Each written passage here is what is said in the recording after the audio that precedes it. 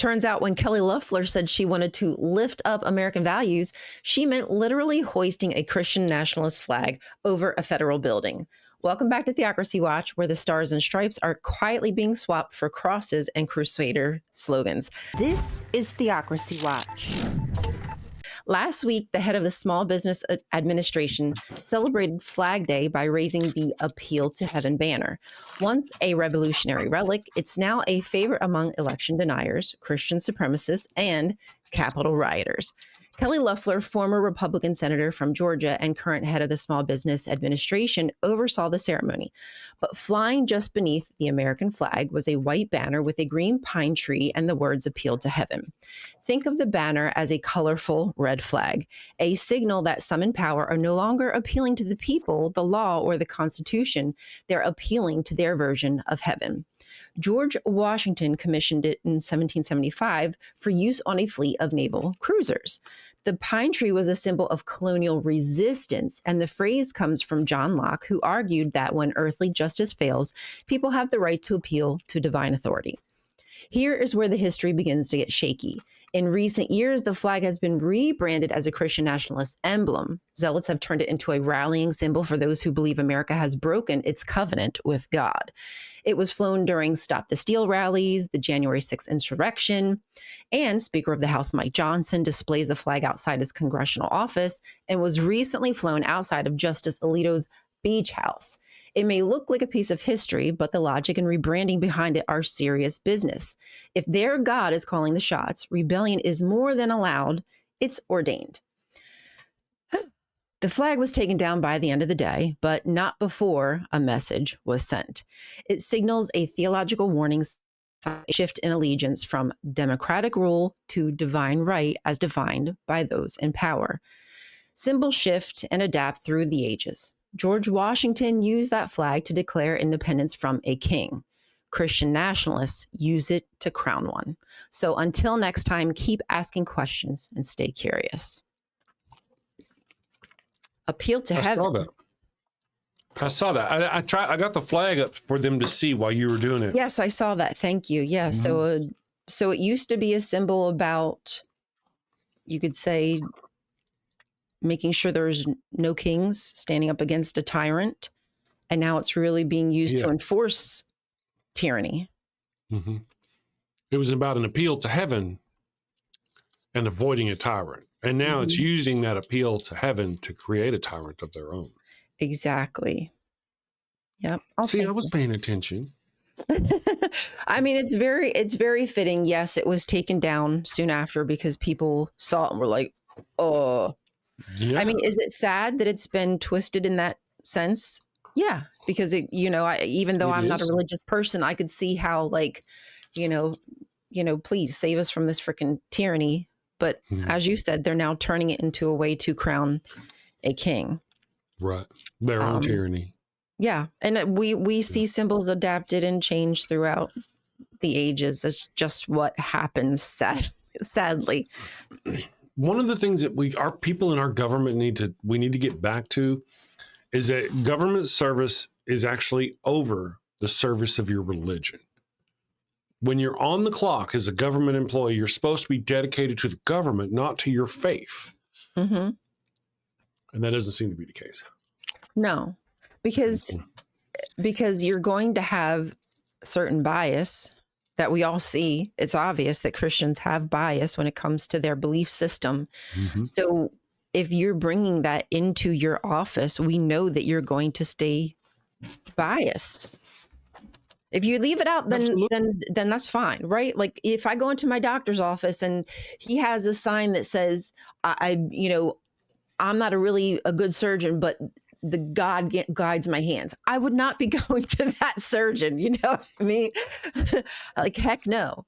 I mean, if he's somebody who wants to pray before, not with me, but if he prays before surgery, if that makes him feel good, like, again, that's fine. Just leave me out of your foolishness. Right.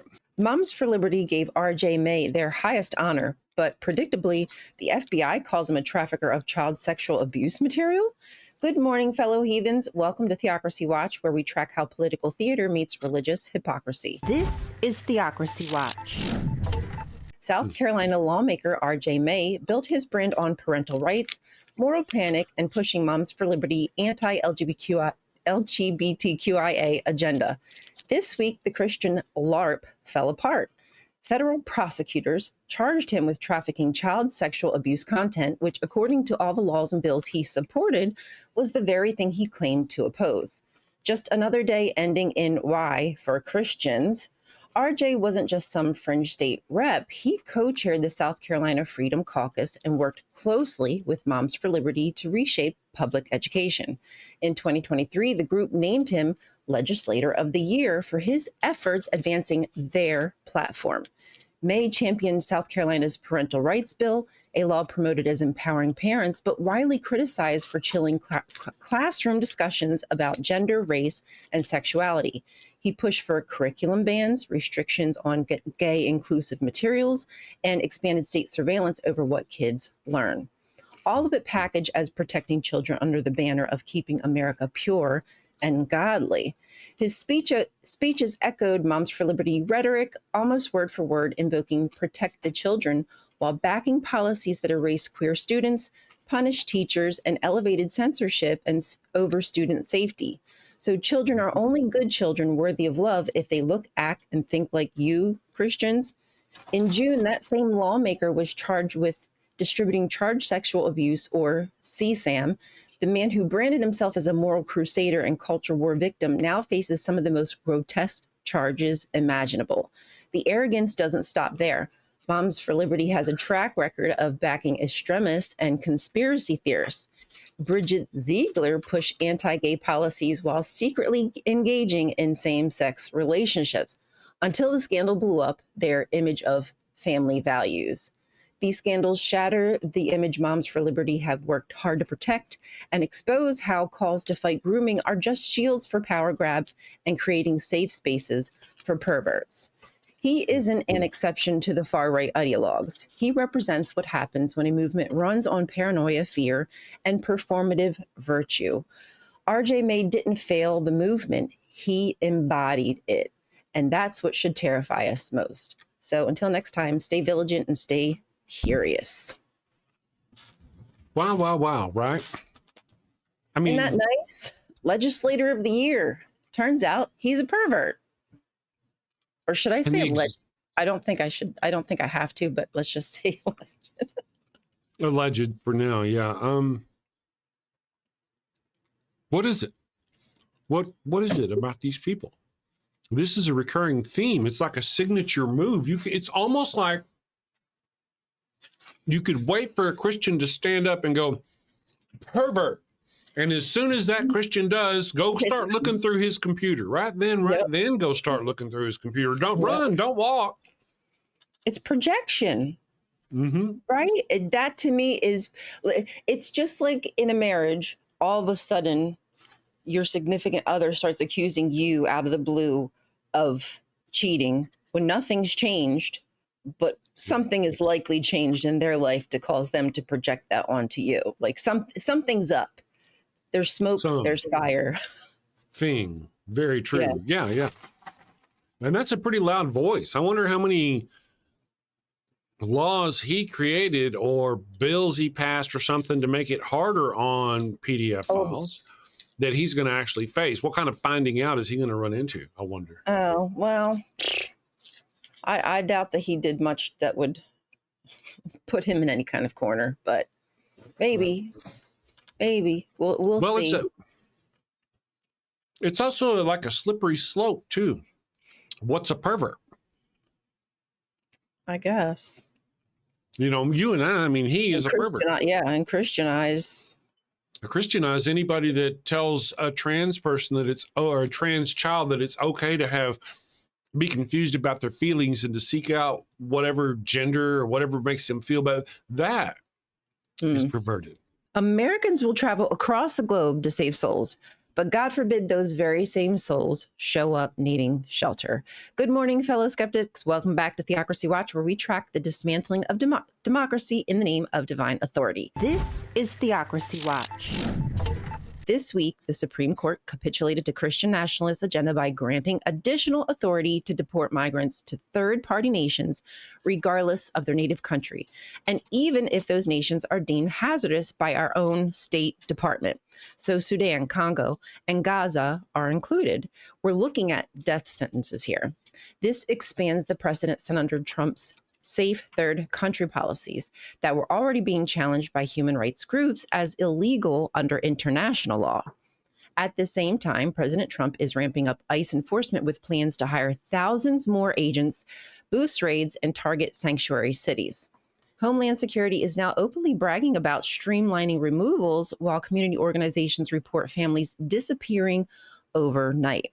Our streets are being terrorized, all for private contractors like GEO Group and Core Civic to rake in billions from federal ICE contracts, banking up to $300 per detainee, which is sadly more than the average American makes in a week. The GOP is justifying it under the banner of national security, but I'd call it Christian exceptionalism in action. Americans will go on a mission trip to convert people in the global South, but when those same people flee war or climate disaster, they're branded as invaders, and the economic fallout to our country will be massive.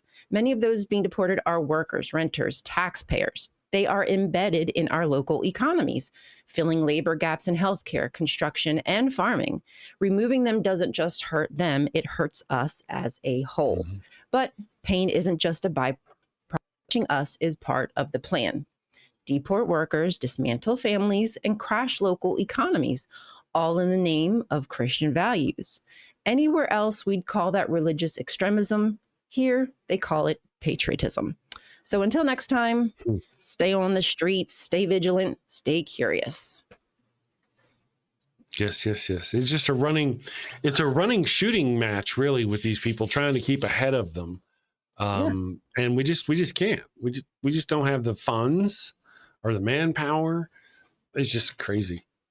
Well, Jesus, if he were here today, they'd brand him as a illegal and kick him out the country, and they'd send him somewhere dangerous. I mean, if they're thinking of deporting people to Gaza, then I'm assuming that means that they'd have to first go to either Israel or Egypt. I don't know how they'd enter.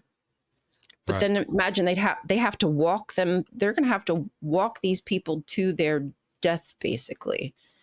And that could mean American citizens born here being sent to Congo, Sudan, or other, Djibouti is another place that, and I don't think they have a problem with that. I think they're disgusting. I don't want people to think I'm saying not at all. I know there's a lot of beauty, but what I'm saying is there's no protections for these people, which really is a death sentence. That's not fair to do. They're going to have nothing and nobody.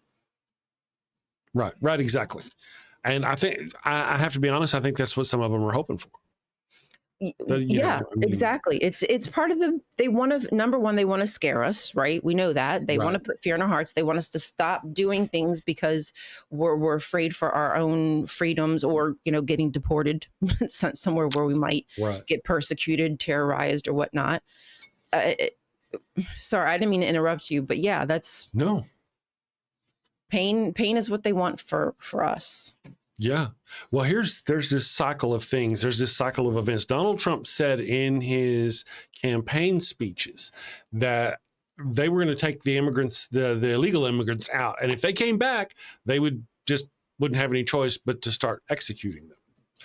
Okay. Now, whenever you take an immigrant and send them back to a country that's hostile to them, where they may be unalived, that's actually kind of like, so you send them back to that country, and that cuts their odds of coming back because they may get unalived there.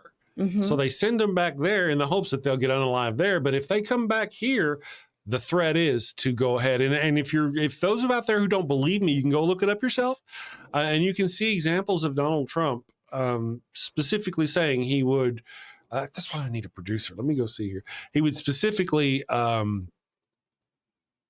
execute people Yeah. who, you know, it's essentially their final solution, as it were. And that includes Americans. Like, they are not beyond, because they already said, remember, that was one of the first things he That's said, true. homegrown. So if they can Yes. label people, again, I'm saying you and I, but I don't think that would happen to us. But what I'm saying is it could happen to an ordinary person being labeled a T word simply because we're speaking out like this. South Carolina has just swapped essential care for a $90,000 budget line savings. Welcome back to Theocracy Watch, the segment that follows Christian moral posturing as it travels from pulpit to policy and puts thousands of lives at risk. This is Theocracy Watch. In 2018, South Carolina Governor Henry McMaster, I don't know what he's master of, directed the state's health agency to remove Planned Parenthood from the Medicaid rolls. Courts had froze that order until yesterday, when the Supreme Court's 6-3 decision in Medina versus Planned Parenthood ruled that patients have no private right to challenge such bans. This enables McMaster's directive and gives every other state the same authority to exclude disfavored clinics like Planned Parenthood, but will inevitably it will invest more money into crisis pregnancy centers, aka fake clinics that steer people away from evidence-based care. The Indiana Capitol Chronicle notes that Planned Parenthood, Charleston, and Columbia clinics received just $88,000 in Medicaid reimbursements between the years 2022 and 2023, which is about 0.2% of South Carolina's $35 million family planning budget. That's lunch money level petty.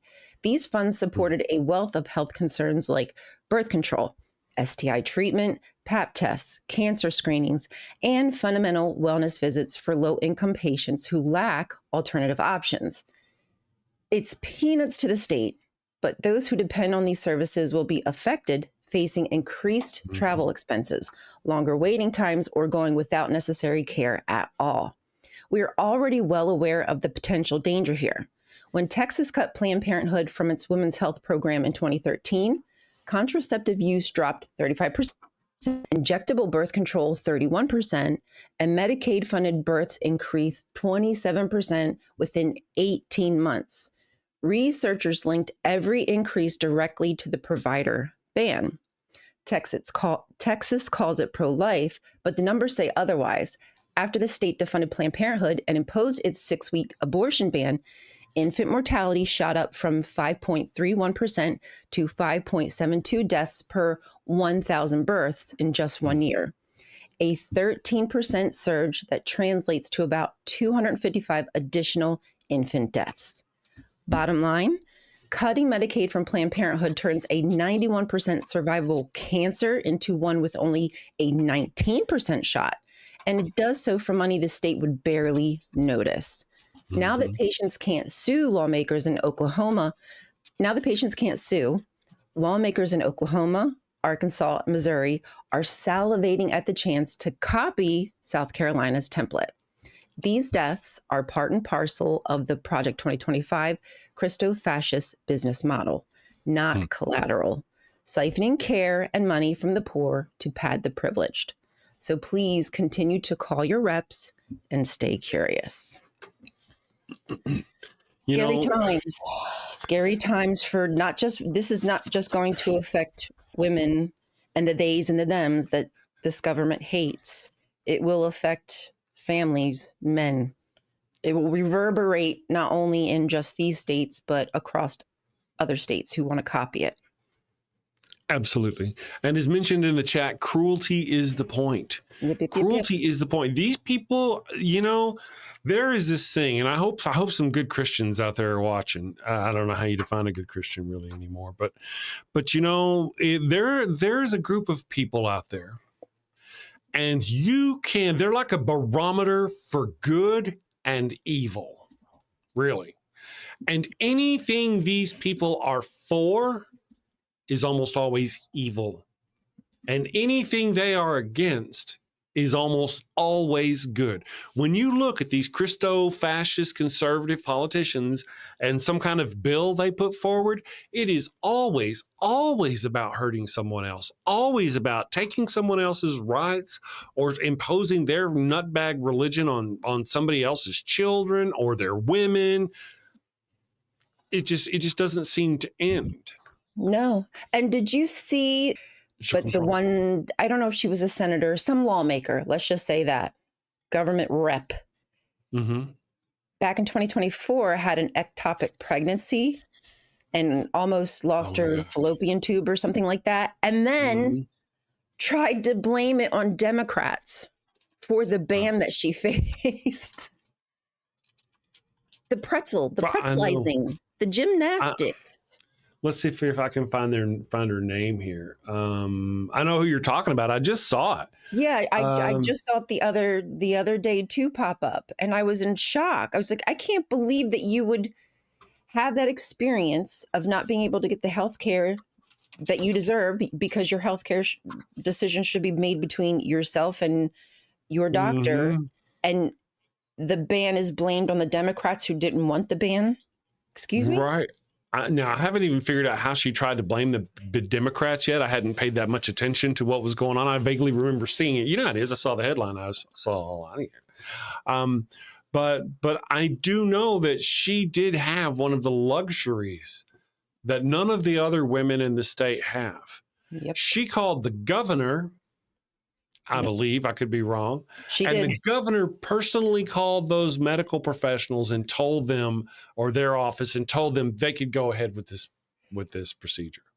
Yeah, I don't know if she actually contacted, I don't know if they got through. I have no idea if there was a conversation, but I do know that she called. Kids education be damned. SCOTUS just approved the firing of half the education department in secret, showing zero concern for the students left behind. Welcome to Theocracy Watch, where we expose how secrecy and hidden power hijack public policy. This is Theocracy Watch. 2 days ago, the Supreme Court quietly utilized its shadow docket, an unsigned emergency-only process, to lift a lower court injunction that had blocked the Trump administration plan to lay off approximately 1,400 Department of Education employees. There were no full briefings, no oral arguments, published majority opinion. President Trump's executive order in January labeled the department as a hotbed of waste and fraud, directing mass firings across units, special education, Title I grants, civil rights enforcement, student loans, bilingual programs, and critically, the Office of Safe and Supportive Schools, which houses the human trafficking and gender-based violence prevention team responsible for training districts to recognize and combat child trafficking. With the recent Epstein debacle, the American public is left to wonder where our priorities lie. A federal judge halted the layoffs in May, determining that they violated due process rights and usurped Congress' exclusive power over appropriations. Now, with that injunction lifted, half of the department workforce can be fired at once. Civil rights investigations will stall. Special education support will disappear. Student loan servicing will grind to a halt. And the nation will lose its frontline anti-trafficking experts. I guess if there's no Epstein list, we have nothing to worry about. The most significant loss will be to students with disabilities, English learners, low-income families, and trafficking survivors who will now miss their advocates. Yet, the true winners are Christian nationalist ideologues pushing local control, especially the architects of Heritage Foundation Project 2025 and private ed tech firms that are angling for lucrative new contracts. Weeks earlier, Congress had frozen the Department of Education's budget at $70 billion, and Chuck Schumer's vote blocked an additional $2 billion for special education and student aid offices. So Schumer effectively sided with the GOP's underfunded status quo, locking in cuts that have shredded special ed and student aid budgets, choosing political expedience over our posterity. By quietly firing expert staff, especially those who train schools to prevent child trafficking, the Christian nationalist agenda has paved the way for faith-based curricula rather than critical protections. If we don't expose those hidden power grabs now, our schools will transform into indoctrination factories, leaving our most vulnerable children without defenders. Surrendering our classrooms is surrendering our country's future. So get to those PTA meetings and bug your legislators. We'll see you next time on Hypocrisy Watch. Isn't that crazy? It's Thanks, rampant. SCOTUS. Yeah. And anytime they talk about like a shadow government, or remember, it's the right wing who always make this argument. It's that projection on their part. I cannot wait until the NanoCon thing where we're talking about the Christian nationalism and stuff like that, because the things going on with the SCOTUS is related to that. Mm-hmm. Donald Trump and the right-wing maggots are married to the Christian nationalists. And you don't have to be like a card-carrying Christian nationalist to actually think that Christianity should rule the country. Whenever we say Christian nationalists, there's a very specific group of people who identify themselves as Christian nationalists. But when I use that term generally here, I'm talking about pretty much any Christian who thinks Christianity is the best thing and should be applied. Apologists, sympathizers. Right. If you're staying silent and not speaking up, then you agree. Like if you were in Germany and the Nazis are taking over and you don't speak up, then to some extent you agree.